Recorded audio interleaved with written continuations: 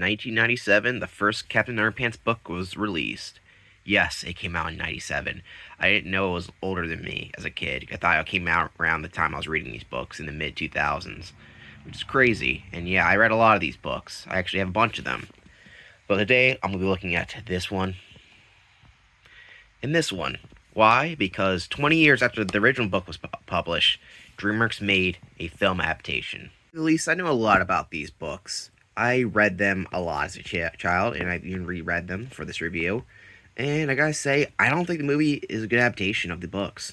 Yeah, I'm not the biggest fan of this movie. When I first saw it, I thought, that's pretty neat. I thought it was mostly cool to see elements I grew up as a kid on the big screen. Well, I actually didn't see it on the big screen. I actually didn't even know this movie came out until like a couple years after it was released.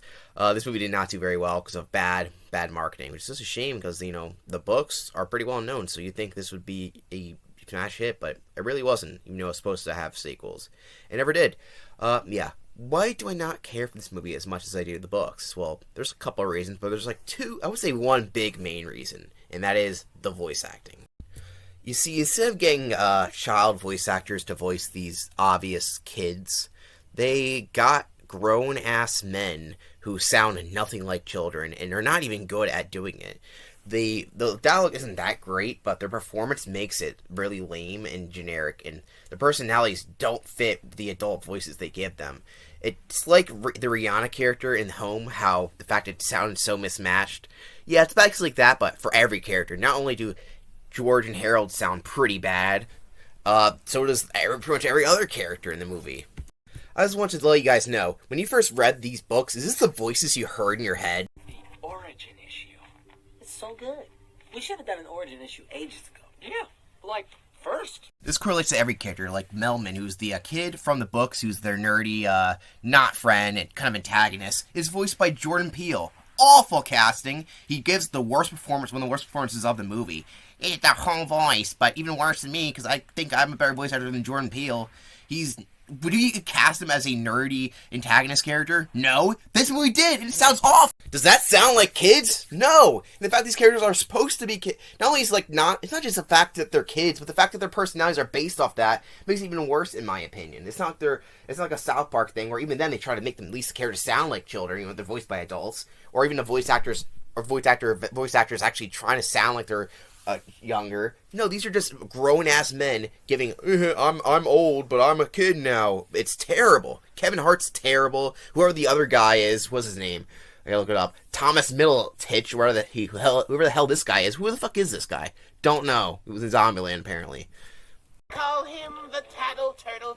I'm not joking, every character sounds awful. They're either really stereotypically bad like him, or they're just generically shit. One of the worst, in my opinion, is Nick Kroll as Professor Poopy Pants, who does an awful Albert Einstein impression. And a lot of these lines, which would have been funny, are terrible because, one, he's a shit voice actor, and also he's a shit actor. I fucking hate him, and he sucks ass. Fuck you, dude. You ruined a perfectly great character by your shitty performance. I'd say the only voice acting role that wasn't cast badly was Ed Helms as Captain Underpants / Principal Krupp here. And it's not even the best one, it's just the only one who seems to emote and fit the character's tone, at least. He seems to understand the characters of both of them. In fact, this is the only good character in the movie, to be honest, when it comes to adaptation-wise, since George and Harold I can't stand this movie. I'm also not the biggest fan of the way they translated the book designs into the CGI. I mean, I know what the characters would look like through CG, but they didn't do anything to stylize it and make it not look flat. These characters looked way better in the 2D image, even in black and white. Here, they didn't. They did the bare minimum, and I wish they could do something more stylized. I mean, if a lesser studio like Blue Sky can do this 2 years earlier with the Peanuts movie and make the CGI actually look like the cartoon in a stylized way, why couldn't DreamWorks do that same with Captain Underpants? This isn't a problem limited to Captain Underpants, because Diary of a Kid looks awful in these Disney Plus short movies where they are. I mean, look how bad this is. I mean, at least it's not this bad, but I don't know why 2000s book series don't translate well to CGI, apparently. By the way, Captain Underpants style looks way better in 2D, as showcased by this Netflix show that came out shortly after the movie, I think. I'm not sure if it came out shortly after or not. And this show even understood that it makes sense to have the key characters sound like kids. They sound way more natural when they don't have Kevin Hart's voice come out of their mouth. I mean, what sounds more natural to you? This? Pranks and practical jokes are the last line of defense against the injustice. Or this? The same camp! Despite it being a weird camp show, everything I've seen seems to be more in line with the actual books when it comes to the character personalities, even the voice acting, especially the animation style. Fits way better in 2D. I wish they did that in the movie, but you know what? Kevin Hart, he's funny. And Nick Kroll, he's funny too. Just kidding, they suck. And Kevin Hart's okay, but as a voice actor for a kid, he sucks. Well, what's the plot of the movie? Well, it follows two of the Captain Underpants books, being the first one and the fourth one, and it follows it for the most part, but not in the best way possible, at least in my opinion. If you don't know anything about Captain Underpants, I'll give you a little brief summary from the books first before going to the movie. It's about two boys, not Captain Underpants, believe it or not. A lot of people don't know that, but who haven't read the book, but it's about two kids and not Captain Underpants. Captain Underpants is basically the side character to these two. They're pranksters who like to play pranks in the world, mostly because, well, the rest of the world kind of sucks. Not just the teachers, but their classmates and everyone else puts them down. But they decide to take it out in the world in creative aspects like making comic books, such as Captain Underpants. This actually correlates to the real-life author, by the way, whose name is Dave Pilkey, who had troubles in school because his teachers wouldn't like the fact that he was illustrating Captain Underpants comics. And he had a problem paying attention in class due to his ADD, I believe. I believe it's ADD, or maybe it's ADHD. I'm not too sure. Either one of those. And eventually, he basically did a self-reflection in these books by making himself into two characters, essentially. An exaggerated world. With the same themes of, like, being put down in creativity, even in the most ridiculous forms, being shafted, in a sort of way. The biggest obstacle standing in their way is the principal, Mr. Krupp, who hates everybody. According to the book, he literally hates children, but he's the principal of the school. They don't really go into it, but yeah, he's mean in the movie, but he is really a piece of work in the book. So in the book, Mr. Krupp records footage of them messing up on a VHS. It made sense at the time, this was in 1997. I had no idea that it was 1997 as a kid. I thought it was from the mid-2000s, but then again, I was pretty dumb as a child. Didn't read the dates, but then again, how would I know? See, the day before, George and Harold put a prank on the whole class, basically, by messing with all the equipment for a football game. It is kind of a dick move, but hey, there's not supposed to be perfect characters. They're kind of flawed in their way. They kind of are... They're anarchy to everybody. They like making fun of pretty much everybody in a weird way. It's kind of harmless, but in the same way, it is kind of rude, and he uses this as blackmail. This is one thing the movie will mess up later, but he quite literally blackmails them into following their roles, or he'll showcase this tape to everybody. In the movie, he's like, oh, let's separate you in different classes. Sure, that could be a threat, but this one makes the character seem more evil and less relatable. Like, sure, they did something bad, but this is just going to the extreme. And it's pretty made clear this guy is just not a good guy at all, and just to the extreme of just not caring about anything but his own vanity, basically. So being dumb kids, you think if they buy this hypno ring, it'll work on their principal. And believe it or not, it does. In their game of tape back, they make their principal do crazy stuff because they think it's really funny. And they decide that, hey, he kind of looks like Captain Underpants. We'll hypnotize him to make him think that he's Captain Underpants, and that's what they do. But this actually turns out to be a very bad idea. As he he almost gets arrested by cops here for, I guess, public indecency, getting away with a crime, basically, because he doesn't know any better. Also, there are robots. Yeah, don't question it. Also, the robots are controlled by like an old baby man. Don't ask questions. After fighting a baby and robots, they try to dehypnotize Captain Underpants, realizing he's going to be in trouble. But unfortunately, it seemed that he was in Captain Underpants mode for too long, so now the only thing that can switch them back is water and snapping. This water to get him back to Mr. Krupp, snapping to get it back to Captain Underpants. And they don't do this in the movie to explain it, even though they have a lot more screen time, that this is something that... They showcase that they can't swap back, but in the movie, they never tried, like, oh, now you're this... from the hypnotism, but but here it's made clear that it doesn't work because somehow the short children's book understands stuff better than the fucking movie.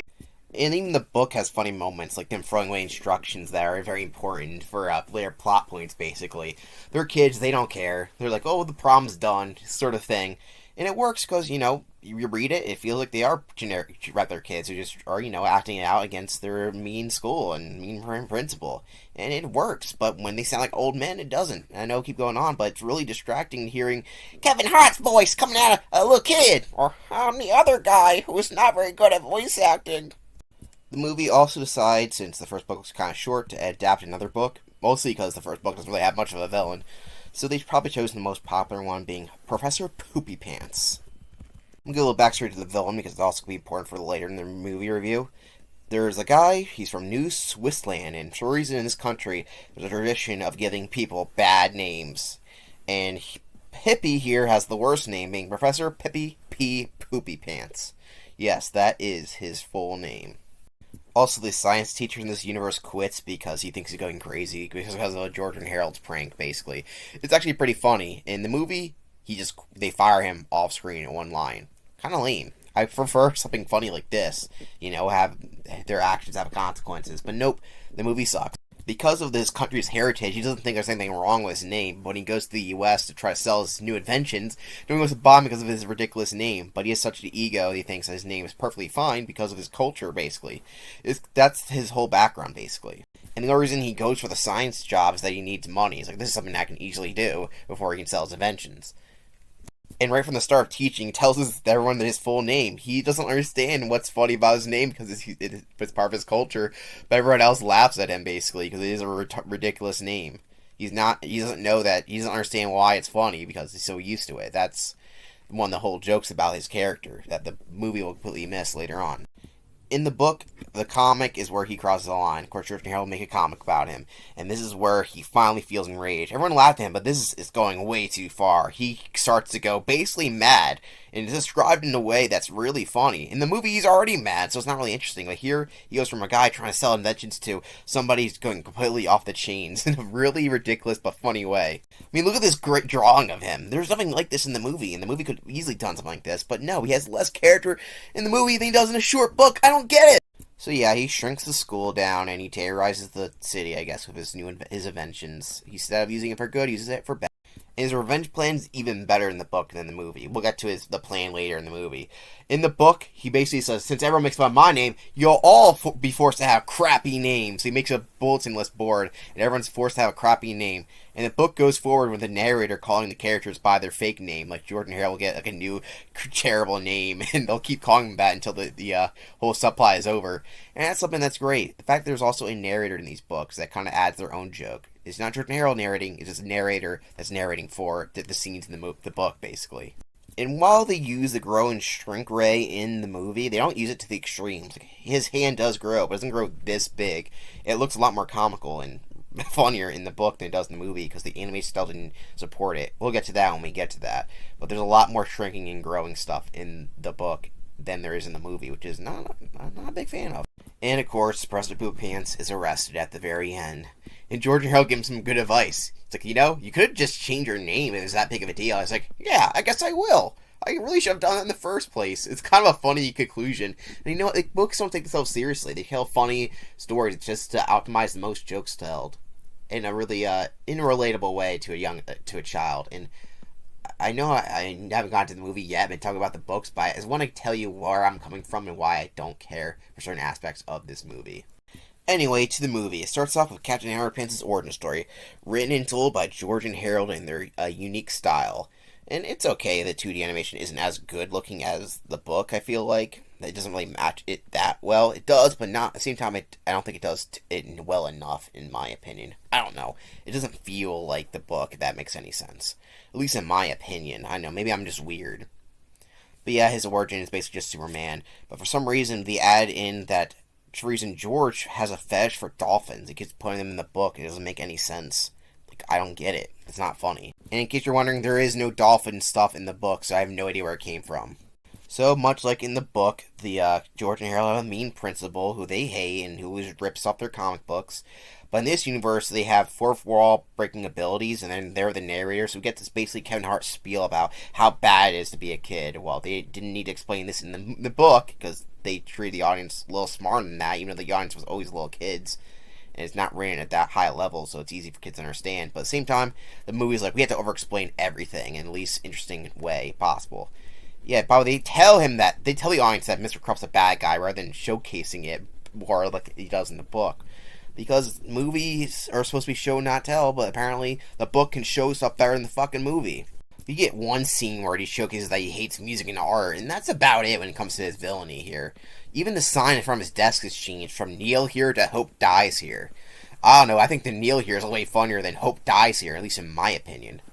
While they do crazy pranks in the book, for some reason in the movie, they have a scene where they do something with a tiger. It was not a real tiger, it's like a 2D image, and it doesn't work. Like, what's with the tiger? I don't get it. They even mention the tiger for some reason. Like, okay, I know they did pranks, but they're this in Stream. They're at least funny. These aren't even funny, they're just stupid. So we're also told how this school's oppressive, but not really, since even the teacher, like here, the wicked wedgie woman in the future books, doesn't really do much. It's they read boring papers, basically, and oh, it's lame. But the oppressiveness, other than the one mural here, is not really felt like it is in the book. There's also Melvin here, who I called Melman earlier, because I forgot there's a V in his name. He's awful in the movie. He's boring. That's his whole character. He's boring. Terribly acted. He's a bookworm in the books, basically, who's a big suck-up, but he doesn't really do it. Most of the time he just says, I don't get it. That's not funny. He says that over and over again. I don't get it. I don't get it. I don't get it. I don't get it. That's not funny. So the next day, there's a song number. I don't know why. There's never music in the book because it's a book, but even implied singing. And now they're just singing randomly. And it's very short, but it's awful because if you couldn't guess, these actors can't sing. It's out of place. It's stupid. Like I said, the characters don't break the fourth wall. The narrator is the only one that breaks the fourth wall in the book, but it'll be like... But it does it in more clever ways rather than, hey, we're singing and I peed my pants. That's funny. Oh my god. I mean, there's really potty humor in the book. The guy's name is Poopy Pants and Underpants, stuff like that. But they're not stuff like, I peed my pants. That's not funny in itself. So there's an invention convention they had to go to on Saturday. There's only one character that has inventions here, being Melvin, so apparently it goes on for a long time, even though there's only... I mean, how many inventions can one kid invent? In the book, he only invents one thing, but here he invents a bunch of things. And apparently it's boring, but they don't really sell the fact it's boring at all. Or the characters like, wow, we're bored. I think, because the inventions aren't really boring. I mean, I guess a big binder for binders would be boring, but in the book he invents a lot of crazy shit, so I don't see how that would be boring, but whatever. Though they do play a prank by messing with the toilet here. The Turbo Toilet 2000. Another reference to the book, basically. And what this means that the kids start dancing badly. I don't get it. Why would... I don't know. And after that scene is done, for some reason they act like this is the end of the movie. I don't know why. It's not an appropriate place to put a credit. It's not like anything ended. They didn't really start anything, so why would they think it's the ending? Like, so that doesn't even happen in the book, so I'm confused. These characters don't break the fourth wall. How many times do guys say that? And it doesn't work because what was ending? The convention, the invention convention ended. That's it. That's not the ending of the movie. It's not fooling anyone. It's not funny because it doesn't make any sense. Like, usually just something like, oh yeah, we finally stopped him, and this is the ending. But nope, he comes back immediately. I don't get it. I don't get it. I know I said I don't get it, but quite literally, I don't get it. There's nothing to it. The joke is that there's rolling credits in the background because the one scene is over, but was that the whole thing they're setting up in the movie? So narrative-wise, it makes no sense. You gotta put your end credits joke in an appropriate place when our character is about to die or something feels like it's the ending. So it's like, yeah, that's the ending. It's a pretty short movie, but no, they don't. It's like, was that dance scene the end of the movie? I don't get it. So much like the book, he gets footage of them, but instead of, like, blackmailing them, he's like, I'm gonna put you two in separate classes. Why couldn't he do that from the get-go? I mean, does he need evidence to do that? No, not at all, because he can just sign it whenever he wants. He doesn't need footage for that. In fact, this does literally nothing. The footage in place wouldn't change a single thing. They don't need to get it back for any reason, because he already knows what happened, so why would he need footage? Doesn't show it to anybody. Like in the book, he's going to show it to the rest of the school because they pranked this whole school, so they don't want to get beat up by other classmates. Here, he, for some reason, keeps the footage, even though there's no reason to even take it back in the first place, since the whole problem is this report he's going to write about assigning them to different classes. But he doesn't need a tape to do that at all. In fact, the tape is irrelevant to that whole scheme. They wanted to add a new plot point that I guess makes sense. Putting them to different classes is a good division for them, but at the same time, you gotta have a better explanation for the tape, because the tape doesn't add anything to this. He could have done this anytime he wanted. He didn't need the tape. He's a principal. He can really do what the fuck he wants, basically. It's not like he needs to write something in order to separate them in different classes. It's not like it's a punishment, really. I don't get it! Also, they're sock puppets now. I don't know why. I mean, I know it's them playing, but at the same time, it's not really funny because, like I said, these voice actors can't act. Hey, look, those are the robots from the book. Well, that's neat. Oh yeah, there's this scene where Principal Crumb has a thing for this lunch lady, or I think they both do for some reason. It's not really explained that well, and this character wasn't in the book, so yeah. The fact is, most of the other teachers are all mean and rude, but this one lunch lady seems okay. I don't really know why they decided to go this route. I mean, I guess to make this character more interesting, but they don't delve deep enough into it anyway. And George and Harold help them out later on, get together, but couldn't they have done that already? I don't know. Are they that bad at characters? It's not really that interesting. It's something, but it's not like something that great to add on to a movie. So, like in the book, they sneak into the office. Actually, they don't sneak in the office, but they do open the drawer to find their old stuff. They're trying to find the tape, basically, but they can't find it. Turtle and I have grown quite attached. We're inseparable, actually. I carry him wherever I go, including the shower. That's the only times I ever laughed in this movie. The turtle crying is pretty funny. I won't lie. So he brings up the forms to sign them. Like I said, the turtle doesn't really need to be involved with this. I still don't know. Like, yeah, according to this paper here, the only thing he needs to do is sign his name. Not very interesting dilemma there. So George decides, not George, Harold, whatever, it doesn't really matter. They're both interchangeable, basically. Use the hypno ring on him, and it gives a weird backstory to it, I guess. I don't really know. And for some reason, it has a weird effect. For some reason, like, it shakes the whole school, but it doesn't matter, because once it's done spinning, it's never brought up and mentioned again. Why did it have to be this weird effect? I have no idea. So the rest of the scene plays out much like the book. They make him pretend to be silly animals, and then eventually they make him Captain Underpants. And he basically the same stuff as the book. This part isn't bad because it's mostly staying very true to the book, even if the characters have terrible voice actors. So, much like in the book, Mr. Krupp thinks that he is Captain Underpants now, and he does weird stuff like punch a mime in the face for some reason.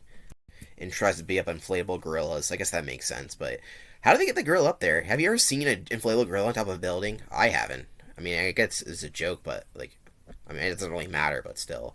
Also, for some reason, even though they do kind of crazy stuff in the book, they don't operate a crane and somehow are able to do it. I don't really get it. It doesn't make much sense to me. Like, they have never done anything like that. And yes, I know that it's not that far-fetched to say they them using crane because they use a time machine in the book, but the book time machine is pretty basic. The crane they showcase is complicated, but at the same time, they're still using it. And it doesn't even matter because there's no reason. They just park it. What was the point of even showcasing that? Also, unlike the book where they try to arrest Captain Underpants for a decent exposure, the cop just lets him go, I guess. I don't get it. Also, now is when we get our introduction to Preston Poopy Pants here, who is just laughing at a now hiring teacher position. I don't know why. One of the only good parts in the movie is something that can't be done in the book, is when they swap instantly from back and forth with the two different personalities, basically, with snapping and water. It's fine, but it's not the funniest thing in the world. So he gets knocked out, and they go to his house, and they see that it's really bland and empty. Which would be funny if they're like, oh, this is really kind of depressing. It would be funny if they didn't say anything, and they just kind of left it as it is. But no, these characters have to won't shut the fuck up and constantly talk. So the fact they don't constantly talk in the book. I mean, this is not a bad idea, the fact it's lame, but the fact, wow, this is kind of depressing. This is really lame. Oh, man, this sucks. The actual art shown is funny, but them explaining it is not funny. Oh, they go to school the next day in Hawaiian shirts with Ferris Bueller music playing for some reason. Yeah, it makes much sense as it sounds. Also, like I said, the tile turtle doesn't mean anything because he's about to change their classrooms. He just signs it here. Doesn't even need the fucking turtle because they already took it. So what is the point of the whole video part? I'll tell you what, nothing. So anyway, they transfer him back to Captain Underpants, and they basically have him pretend to be Mr. Krupp the whole rest of this movie, basically. So most of the movie is basically just him pretending to be Mr. Krupp the whole time. Not very, very interesting, I know. So yeah, Professor Poopy Pants decides to go for this job. Why? To get revenge. How is being a science teacher going to help that? I don't know. In the book, it made sense. He needs money because he couldn't sell his invention in America, so he gets to get a job in order to be financially stable. And he has a science teacher because he knows science. Here he's like, I'm gonna take over the world because I hate everybody.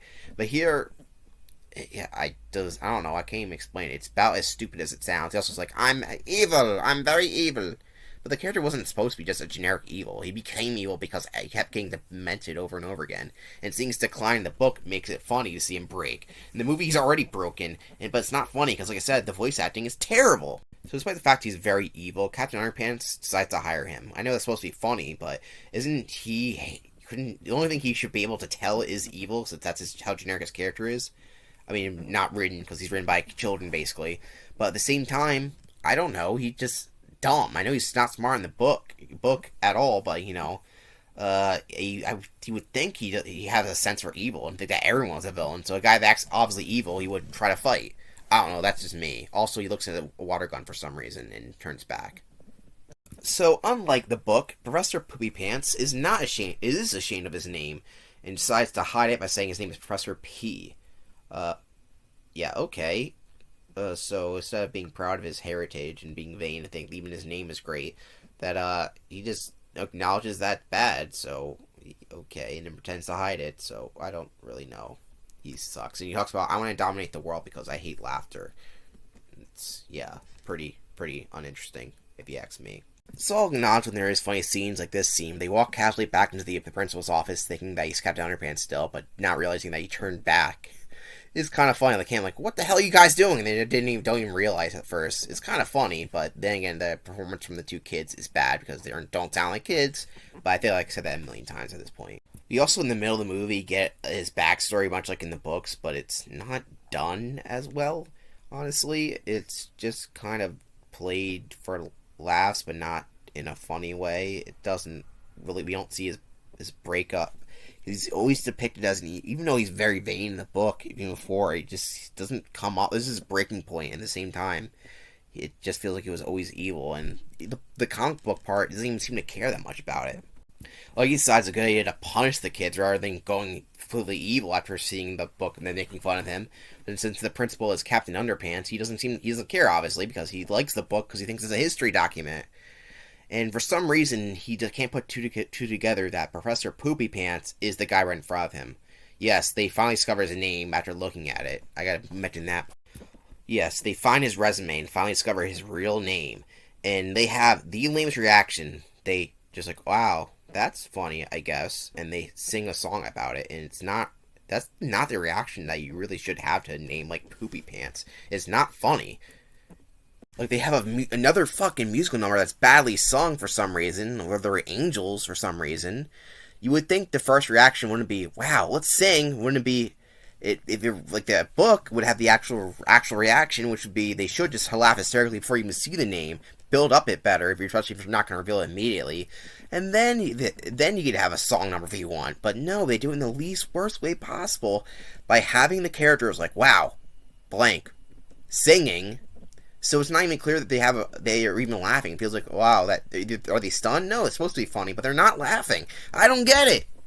I hate this movie. So one of the most weird part about this movie is that for some reason, but in the comics, he does use the book here as exploration for becoming evil, but he already had the equipment there. But here's like, wait, I can use this one kid to make everyone not laugh anymore. Wow, what a great thing. He also gets hit by a car. I don't know why. So he uses Melvin here to make everyone not laugh because he doesn't have a femur bone. And I don't know, was this ever established before in the books? No, not really. It's not really funny to see, yeah, we hate jokes, let's get rid of humor, and that's not funny, that's not funny, it's not... Guess what? I don't get it, it's not funny. And saying it over and over again, even though I've been saying it over and over again. But I say because I'm fucking pissed off. He's saying... But imagine instead of saying, I don't get it! I'd be like, I don't get it. I don't get it. And... especially for obvious joke, it's not funny. I don't always say, so many times I gotta say, they think they're being clever, but it's not funny.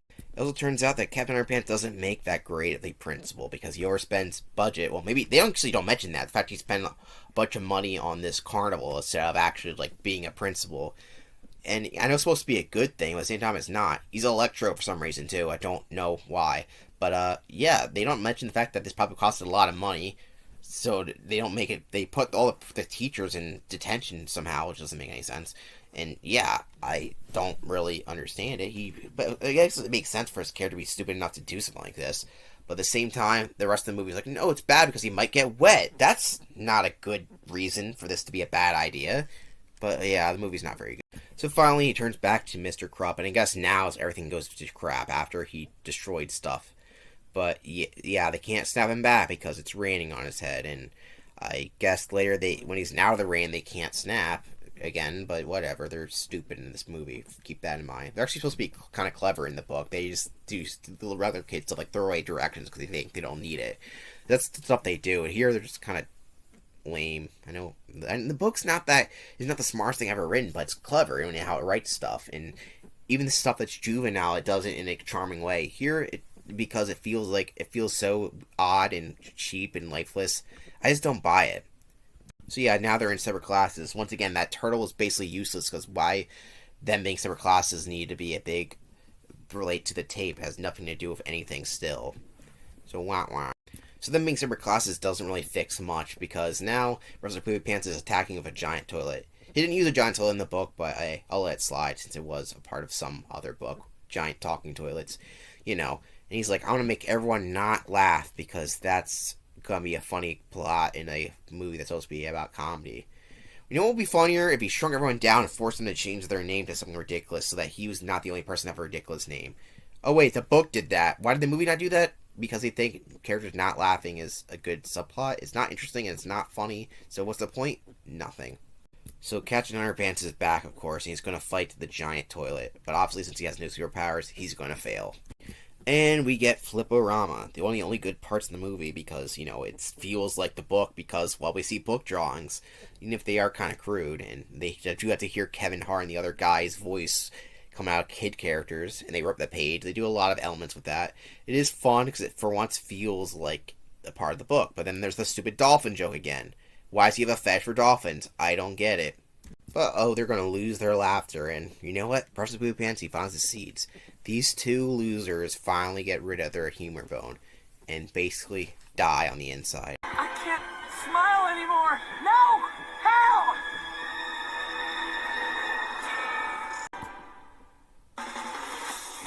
You see, movie, that's how you're supposed to do this, but they're laughing after hearing Uranus joke. I'll let it slide. And that's Brick's machine somehow, I guess. I don't really know. I don't get it. I don't get it. Yeah, I said it. I don't get it. But yeah, movie. How you got to end a movie in a place that would make sense for it to make sense to have do a roll credits joke. Here didn't. Here when I did it, it made sense because it looks like it's over and they're dead. Would be funny if they ended there. But no, they did it earlier in the movie. Also, for some reason, the sludge in the toilet makes Captain Underpants get superpowers. It wasn't really that great in the book. He just basically drinks superpowered juice from aliens, but hey, it's alien technology. I guess it could make sense. But here, he gets it from green sludge? Doesn't make a whole lot of sense. So you think there'd be more creative stuff. Like in the book, they shrink and grow stuff all the time. For a lot of it, actually, during the scene. But here, the Captain Underpants shrinks and Poopy Pants becomes big, and he just slaps his hand, and that's pretty much about all they do. Compared to all the crazy shenanigans that happen in the book, this is really, really lame. Especially since that this is an animation and they should have a budget. They should be able to do more than one writer doing basic illustrations. But no, they do the bare minimum. And the school sideways. Never explained that, by the way. Never put it back. I don't understand why.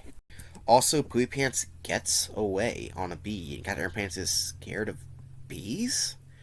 Isn't one of his characteristics that he's not scared of anything? That's kind of his problem. They keep jumping into danger because he's not scared of anything.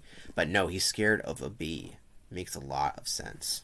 Maybe that would work if they wrote in a comic that, oh, he's scared of bees as a weakness. And like, oh, we shouldn't have wrote that. There, I'm running a bear joke for them! They could have easily done that, but they didn't! Fuck this movie! So they decide that they must break their hypno ring, and that will get rid of the hypnotizing powers.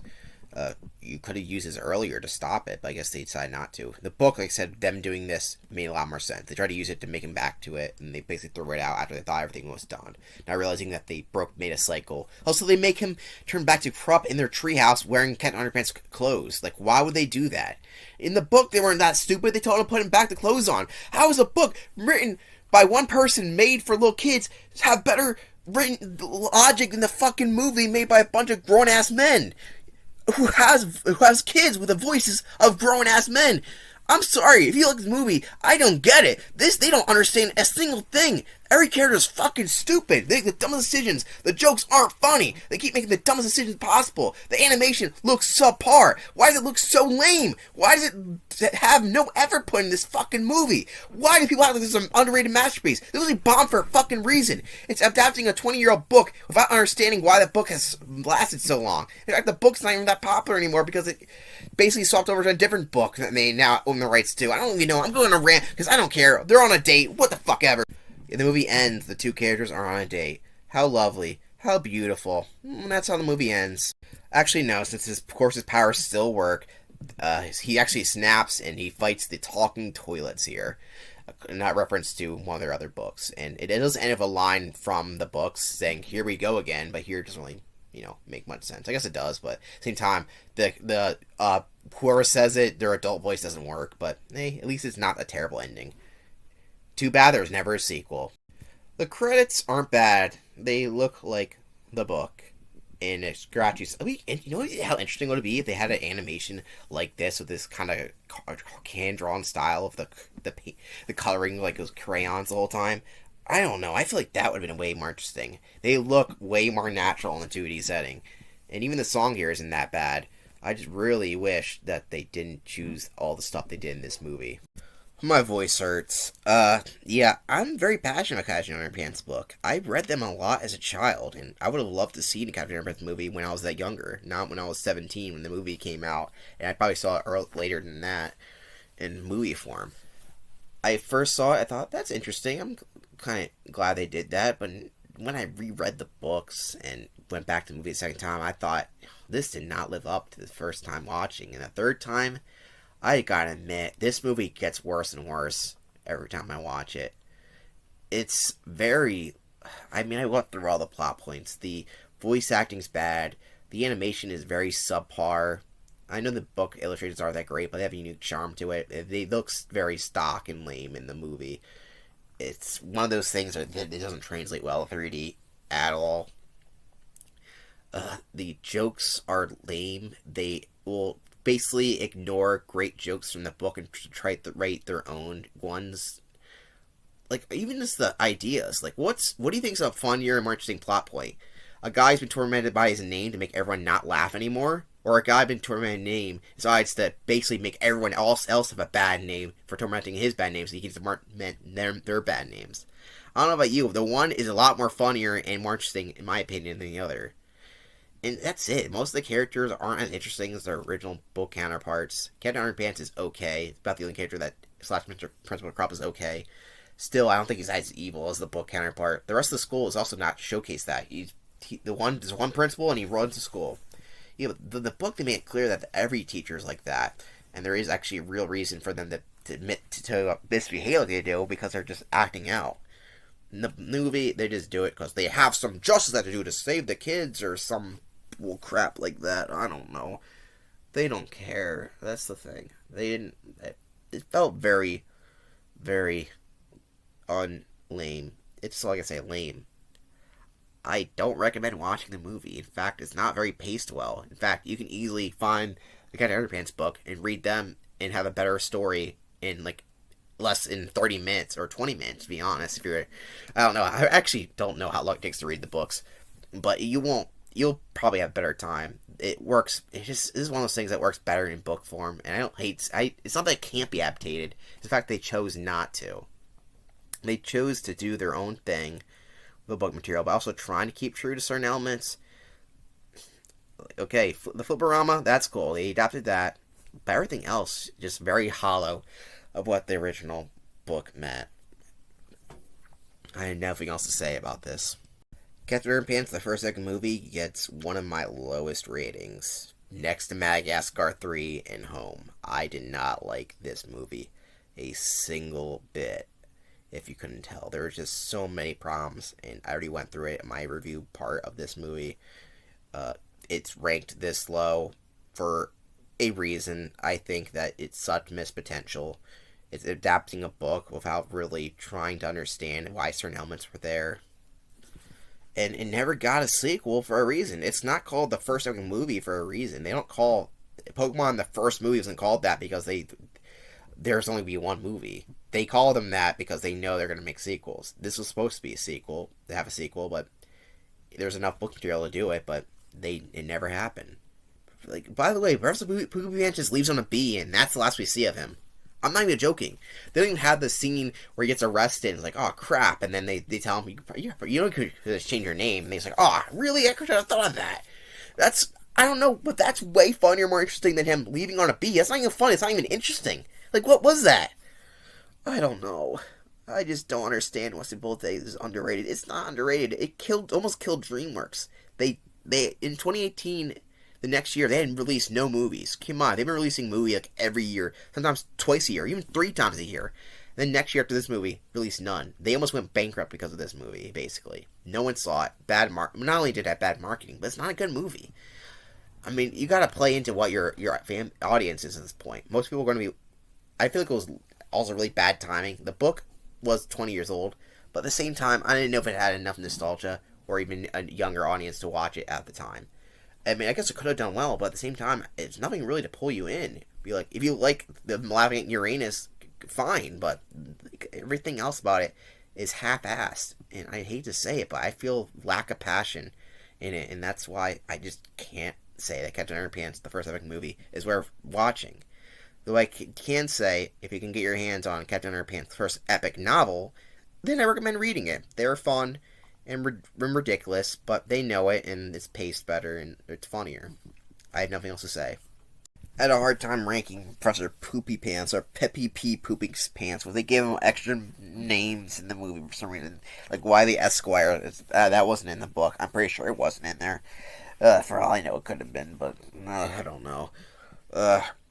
I like the character design, but that's from the book.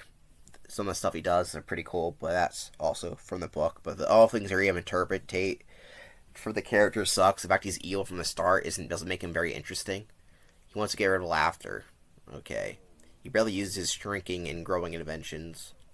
Why? Like if you didn't know, in the book he doesn't use someone else's toilet. He uses his like machine there he created for a gerbil and makes that big, and he rides that. Way more interesting than a toilet. I know there is toilets in the books, but the way it's used in the movie doesn't work.